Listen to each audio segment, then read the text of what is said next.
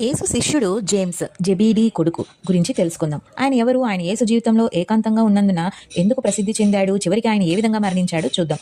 James ఎవరు అంటే, James యోహాను అన్నయ్యకి తోడుగా మత్స్యకారుల కుటుంబంలో పుట్టాడు. యేసు ఆయనను ఒక ప్రత్యేక శిష్యుడిగా పిలిచాడు. ఆయనకు పేరు పెట్టారు సన్స్ ఆఫ్ థండర్, అంటే విద్యుత్ కొడుకులు. ఎందుకంటే ఆయన ధైర్యంగా, గర్వంగా, ఆగ్రహంతో కూడిన వ్యక్తి. యేసుతో సంబంధం ఎలా ఉండేదంటే, యేసు జీవితంలోని అత్యంత దగ్గర శిష్యులలో ఒకరు ఇతను. పేతురు, జేమ్స్, యోహాను ఈ ముగ్గురిని ముఖ్యమైన సంఘటనల్లో గెత్సెమనే తోట, మౌంట్ టాబర్ పునరుద్ధానం సందర్భం పాల్గొనడంలో చూడవచ్చు. ఆయన ధైర్యవంతుడిగా ఉన్నప్పటికీ యేసు సమీపంలో ఆయన విశ్వాసాన్ని మరింత అభివృద్ధి చేసుకోవడం జరిగింది.